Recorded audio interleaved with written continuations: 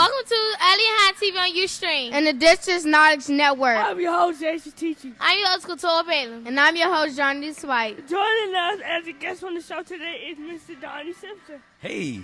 Our show topic is power of radio and television. Thank you for joining us today, Mr. Simpson. Oh, thank you for having me today. I'm thrilled to be here. Our first segment is Understanding Donnie Simpson from Magic 102.3 FM. You have been serving the community for over 30 years through radio and television. What lesson have you learned along the way? That I love people. That's the greatest lesson I've learned. I truly love people. I love the people that listen to me every day, and I love getting to talk to them every day on the radio and then on TV. That you get some of the most rewarding, enriching comments from people when I talk to people in the streets and, I get a chance to meet them. It always brightens my day to come in here today to talk to you guys. I can't tell you what it means to me. Right. People always say, God, thank you for being a part of my life. I'm like, you have no idea how you impact my life. That's the blessing. I'm the one that's blessed. So that's the greatest lesson for me. You have interviewed thousands of prominent people. Which interview had the most impact on your life and why? Wow, most impact on my life. What a great question. I would have to say James Brown. And not necessarily the interview, just over his overall body of work. You guys are very young. You know who James Brown is? Yes. All right. Yeah. The godfather of soul. But James Brown was amazing to me because he had such incredible messages in his music. When I was 14 years old, he released a record called Say It Loud, I'm Black and I'm Proud. And that changed my life. We weren't proud of that.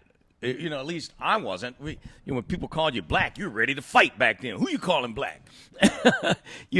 But when James Brown said that, say it loud, I'm black and I'm proud, it changed my life. There could never be a song in my life that was more important than that one. It really helped shape who I am. So many years later, to get to know this guy, who I viewed as a king. To me, James Brown was more important than the president. He was just the man. And to get to know him later and to become a friend and to have him on my TV show was just such a blessing for me. So my answer would be James Brown. He was just so influential on me.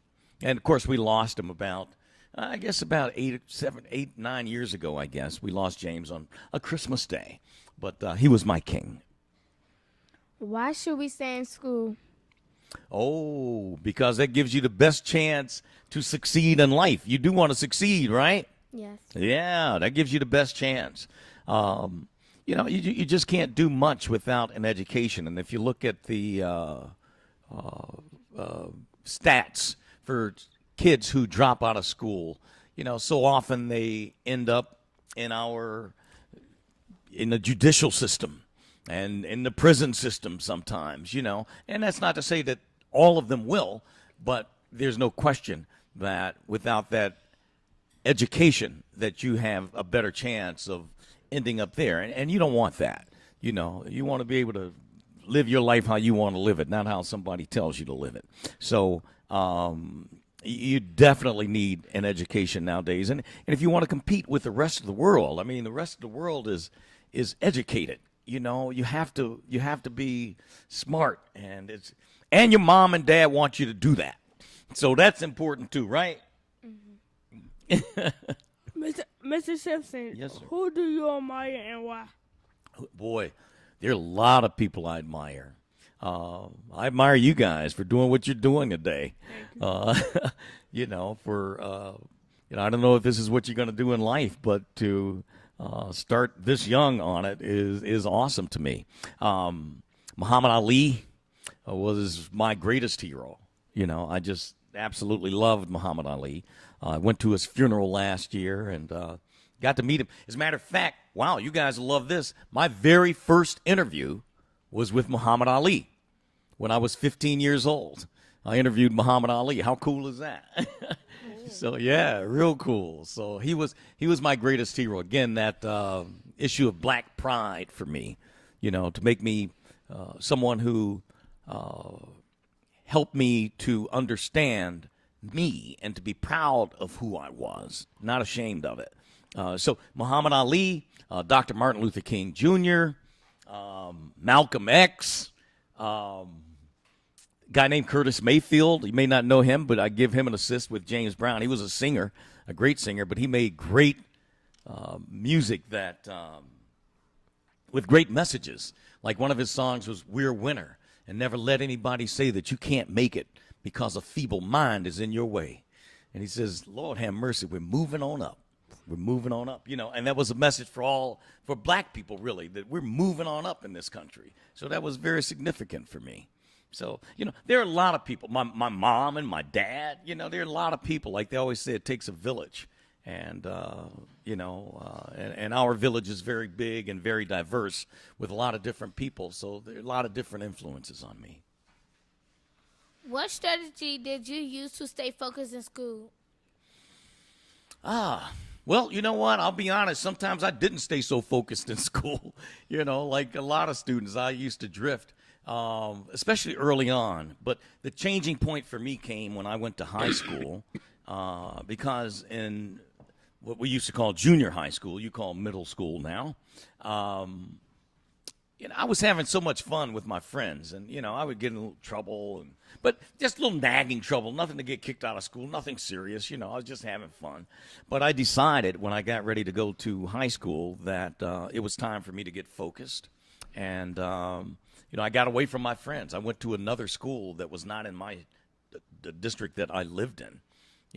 It took me an hour and 40 minutes to get to school every morning, to go to the school. And it was all white, by the way. I mean, almost all white, because I was there. It was 97% white. And my school was 99% black before that. So it was a shock to me. I was scared to death at first. I'd never seen so many white people in my life. But it turned out to be really cool for me. As a matter of fact, I got to tell you this really quick. My first day, I came home, I was so scared because, again, I just had never been around that many white people. I was scared. And I went home and told my mother that I was going to go to the principal the next day and tell her that these 4 white boys had jumped on me. And I wanted to leave the school to go to the school I should have gone to in my neighborhood. And she said, that motherly knowledge, she says, well, baby, 2 things. First of all, why don't you just give it a week and see how you feel about it. Secondly, and most importantly, that's a lie. So you can't do that because it didn't happen. And man, that was significant. That was a very significant moment for me. And I ended up doing very well at that school. I was in all the college prep classes. I was senior class president, student council president, a vice president of student council, and just very active. It turned out to be a very cool experience for me, and met a lot of friends, and learned that white folks weren't. I didn't need to be scared of them, and so that was part of I think the beginning of me my acceptance of all people. Black, white. I don't care if you're purple with pink polka dots. I love you. I like all people. If you had to select one word to describe your work ethic, what would it be and why? To describe my worth? Work. One word to describe my work. Fun. Fun. I have fun every day. I'm blessed to have a job that I love doing, that it's the highlight of my day. I look forward to going to work every day. I can't wait to get there, and that's been for 47 years now. I've felt that way, that I can't wait to go to work. When my show is over, it's been 4 hours. It seems like I've been there for 40 minutes. That's how much fun I have. Because, I get paid for playing music and having fun with the people in the studio with me. So that's what I do. So it's fun. Fun would be the word. Now we're going to take a quick break and be right back. Whoa, whoa.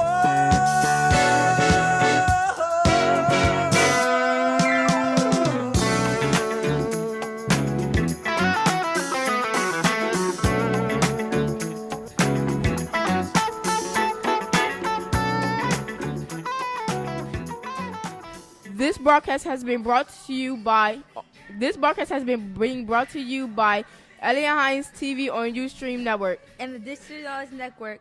I'm your host, Mike Starsha. I'm your host, Kimberly. I'm your host, Sakai Johnson. Our show topic today is the power of radio and television. Joining us as a guest on the show today is Donnie Simpson. Our first segment is Understanding Donnie Simpson from the Magic 102.3 FM.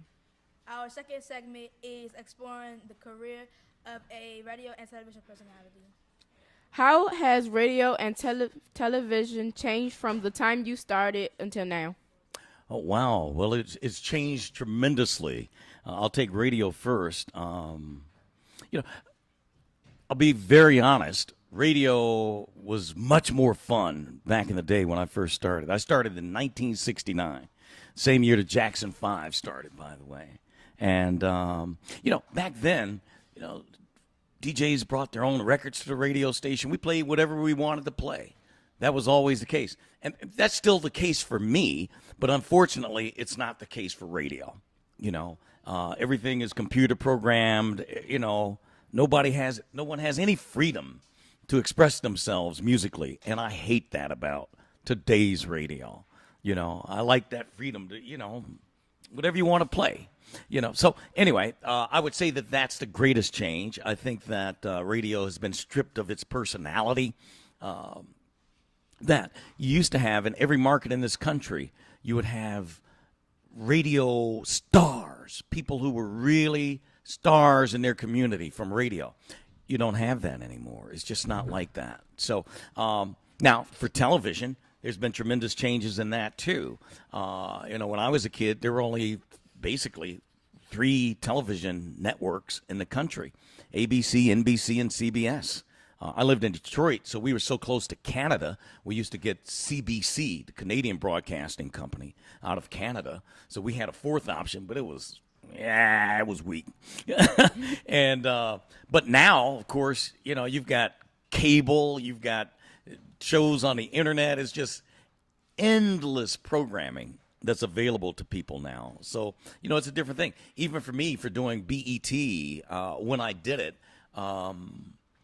if you wanted black programming, that was the only place you could get it, was BET. So that was huge for me. Now, you got BET, Centric, TV One, you got VHS, you have so many more options. You have other networks that cater to the black audience, and so it's a different day. So it's changed in those ways. When you started your career in radio, who was the most popular radio personality at that time? Me. No, I'm just kidding. Just kidding. In my city, in Detroit, it was a guy named Al Perkins. Al Perkins did the morning show on WJLB in Detroit, and he's actually the guy who hired me when I was 15. He's no longer with us, but I feel forever indebted to him because he put his faith in a 15-year-old kid. He put me on the air at 15 years old in Detroit, Michigan. At that time, Detroit was the 5th largest market in the country. That was awesome for him to do that.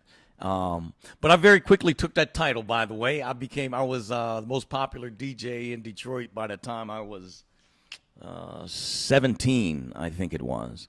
I was very lucky to get such an early start at doing what I do. But I even had a TV show. Most people don't know this, but I had a TV show in Detroit when I was 18. I can't even remember the name of it now. It was an entertainment show. We had singing acts and all that stuff. But it was so bad my mother wouldn't even watch it. It was really bad. Do you remember the first person you interviewed on BET's video show? Yeah. Well, actually, it was a group of people. It was the Fat Boys. You know the Fat Boys, the rappers? No. You know the Fat Boys are? Yeah. That was my very first interview. It was with the Fat Boys. Because they had the human beatbox, a guy named Buffy. He was like one of the first beatbox. He's gone now, by the way. But, that was my very first interview. It was, wow, that's a long time ago. My second was with Rick James. You know what Rick James is? Okay, you will. Said now you do? Okay. You've heard his music, believe me. Do you remember the first person who you interviewed on BET's Video Soul? Yeah, the Fat Boys. The Fat Boys were the first. And then after that, Rick James. And then, we interviewed so many people through the years, from the Temptations to Diana Ross to Biggie to Jay-Z. It's just endless names. Endless names. Name some influential. Beyonce. Y'all, you know her. You know who she is. Yes. Go ahead. I'm sorry. Name some influential people who you have interviewed. Some of the influential people I've interviewed. Oh, wow. Well, Muhammad Ali, of course, James Brown, Curtis Mayfield, influential. Smokey Robinson. Smokey Robinson is like the greatest writer of the 20th century. He's just the greatest. Smokey, who else? Oh my goodness! You say influential. Jay-Z, I would consider him influential. Biggie, I consider Biggie influential. Run DMC. When you say influential, I mean these are people who changed the game. David Bowie, Prince. Never interviewed Michael Jackson. Knew him. We were friends, but I never had him on the show. But so those are just some of the names. I could come up with more time. What advice will you give a child who is struggling in a particular subject? To keep working at it, to get help if you need it, to not be ashamed of asking for help if you need some, help with a tutor, or maybe your teacher can suggest some ways for you to get help after school or whatever. But just to never give up on it, or to not feel that you don't need that because you're not good at it. You can get good at it, or of course, we're all better at some things than we are at others. Math was not a strong subject for me in school. But it's funny, when I got to the 10th grade, I had algebra. Y'all probably have algebra in the 3rd grade now. But I was really good at that. I was really good at algebra for some reason. So I think that is an example of not giving up, that while I struggled with math earlier, it finally hit something that I got. And from there, I excelled at math. What would you say to kids who do not value education? I would say that you are making a mistake that will impact the rest of your life. That sometimes we all think at a very early age that we have all the answers. And you don't want to turn around at 25 or 30 years old and find out that what you thought you knew at 14, you really didn't know. Because I'm telling you, we'll get to that point where you realize I really didn't know much. But you can't. You have to have an education in order to compete these days, or else you just, you will be lost by the wayside. You can't keep up with today's community if you don't have an education. And the other thing for me is that even without talking about what it means to you in terms of success, in terms of making money and making advances in your life and career and all of that, to me it's as simple as this. That is the one thing that no one can ever take from you. What's in your head when you have that education, that's yours for life. No one can ever take that away from you, and you should want that. You should always want to learn, and for me, I feel like I'm always learning. I've never gotten to the position where I felt like, well, I know everything there is to know now. I got enough to last me the rest of my life. I learn every day. It's like I hear a lot of people now talk about how they don't want to watch the news because they're so depressed with, our current situation in Washington. And, and I understand that. And I understand that the news can be depressing sometimes. Maybe you feel because it's so many murders and all, whatever it is that bothers you about it. To me, I still want to know. I can't live in a world that I don't know what's happening, and I'm learning. I watch because I'm learning all the time. I'm learning. I'm processing information as I watch the news. So you should always want to learn. Why is English an important subject? I'm sorry, what was it? Why is English an important subject? Why is English? Well, because you need to be able to speak English, especially if you live in this country, or Spanish. It's growing, but no, you have to be able to speak it, to be able to communicate. For me, like I remember when I was in college, and my professor for radio and television was talking to me. He walked up behind me one day in the hall, and he said, "So Donnie, how come you talk like this in the hall?" Like that. And it was so funny to me because it's like, wow, I do. I get around my boys and it's like, yeah, man, what's up? I'm all guttural. I'm from my neck. I don't use my diaphragm, like I do. And so that moment taught me that, no, you have to speak well all the time. And, I went through a period where I think everyone that speaks well goes through this, where, some of your other kids will tease you, man, you sound white, that kind of stuff. And it's not sounding white, it's sounding right, And I learned that, and this would be the message that I would pass on to people, that you can speak well and still be cool. You don't have to talk like this to be cool. You can talk like this and still be cool, You are cool if you cool. If you're not, forget about it. Cool ain't for everybody. Now we are going to take a quick break and we'll be right back.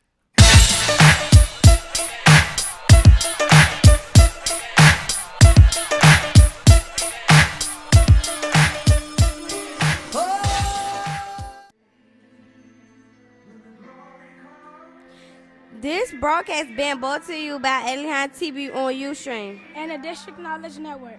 I'm your host, Heaven. I'm your host, Jayana. I'm your host, Michelle. Our show topic today is the power of radio and television. Joining us as a guest on the show is Donnie Simpson. Our first segment was Understanding Donnie Simpson from Magic 102.3 FM. Our second segment was Exploring the Care of a Radio and Television Personality. Our third segment is The Key to the Microphone. Are you fearful before you go live on radio? Oh, am I fearful? No, I'm never fearful of anything. I'm I'm fearless.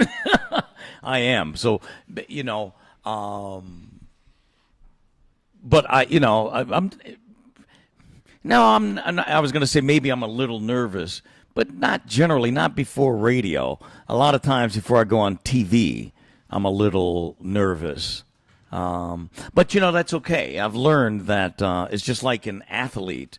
I've seen Tiger Woods talk about this as a golfer, that when you're nervous, it's because it means something.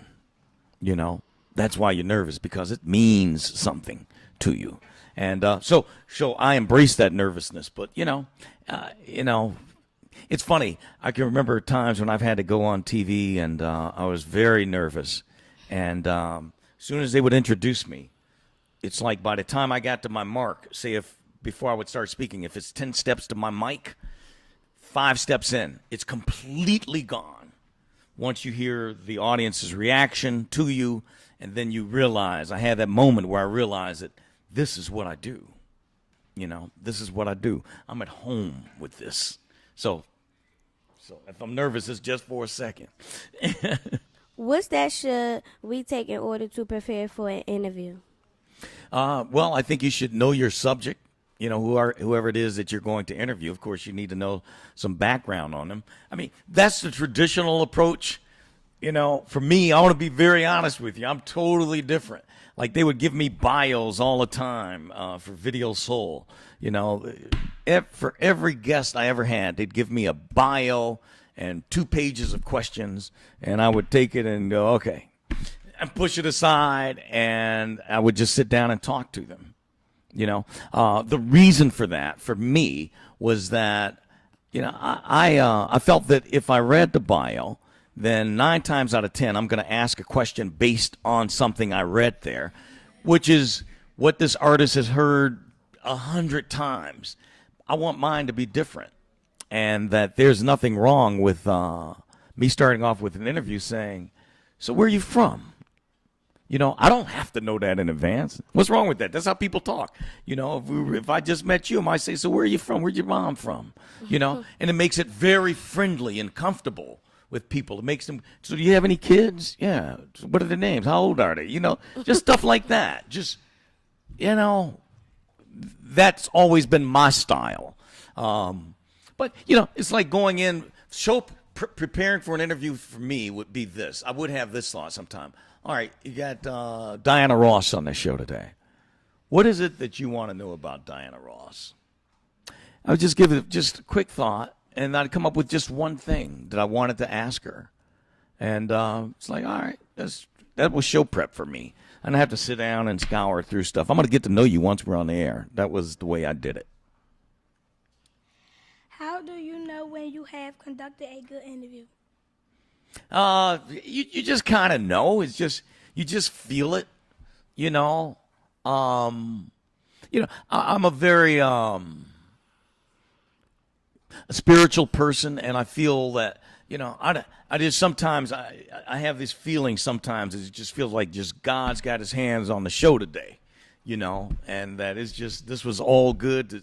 It felt good. It felt right. You felt like you were entertaining.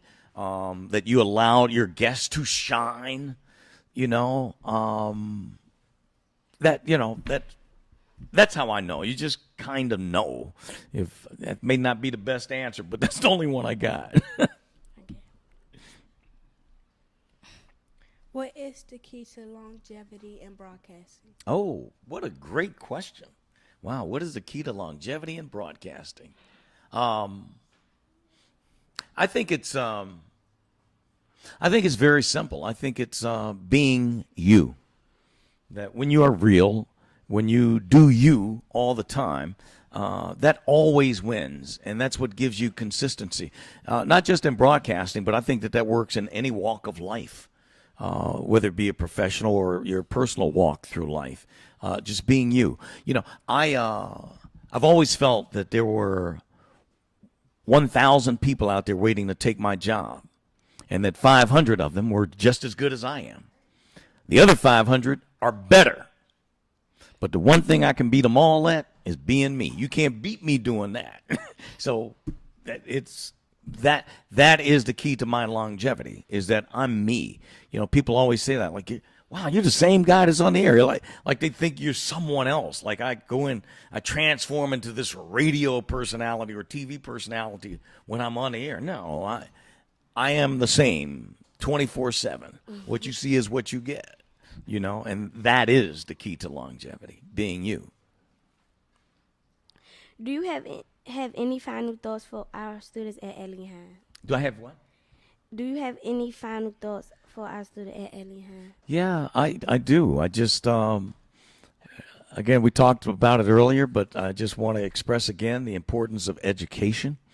I hope that you all finish high school at least. I hope all of you, or at least most, go on to college to further your education, because you're going to find, as life goes on, that is the key to success in life. You want to have a meaningful life. You want to be able to provide for your children. I know it's hard to see that now in middle school. I get that, but one day you will. And the better your education, the better your chances are of providing for your family, and most importantly, providing for yourself, providing a sense of accomplishment. You're going to want that. You want to feel like you accomplish something in life. And education is key to that. It really is. You have to have that. So But thank you so much for having me on. If we're wrapping up. Okay. Oh, go ahead. I'm sorry. Donnie Simpson, thank you for being a guest on our show. Oh, well, thank you. Thanks for having me. This has been a great time. I really appreciate y'all, and I wish y'all all, wow, Howard Hewitt. And I wish y'all all the best. God bless you all. Thank you. This broadcast has been brought to you by Alien TV on Stream and the District Knowledge Network. Have a great day. Thank you. You too. God bless you. It's time to say goodbye for now. We'll have our second time around. But before you go, there's something I'd like to say. Everything's not what it seems. There's a stronger force behind the scenes. He's in our lives every day. He's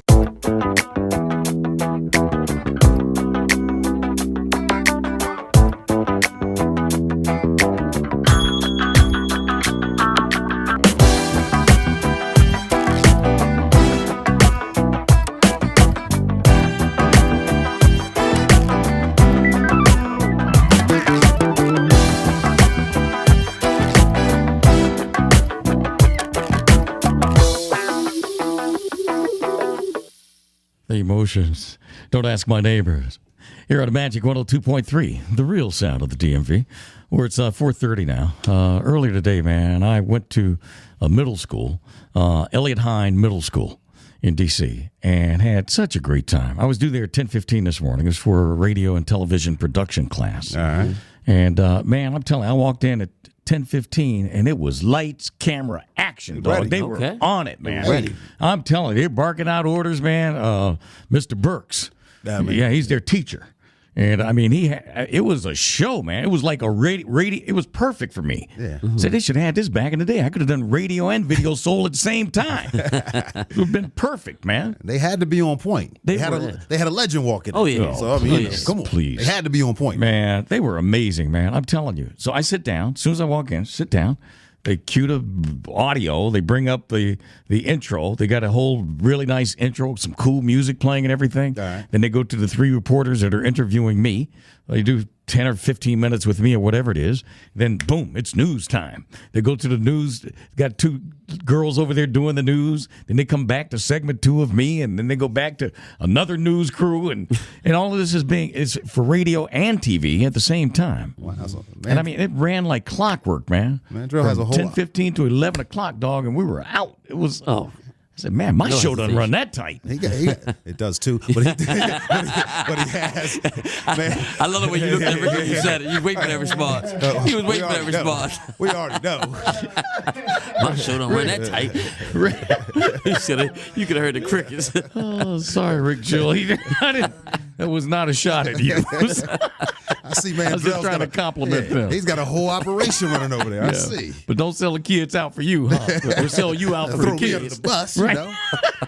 Remember, I helped you out, Mandrell. That was funny. That was funny. But they were great, man. So, I mean, great questions. They were absolutely amazing, man. Right. I'm telling you, some of the best questions I've ever been asked, man. It was an awesome time, man. I left there, I was just full, man. Just, what a blessing. The next Be generation. invited. Yeah, man. And you never know what may come out of that group, man. Right. I started I was in high school, 15 years old. But these kids are close to that age, man, and you just never know. Yeah. But we talked to them about education. That was one of the questions. Why do you think we should stay in school? Hey, let me get your thoughts on that. Yeah, right. And it better be convincing. Yeah, right. It was asked like, we're thinking about checking out of here about 12:30.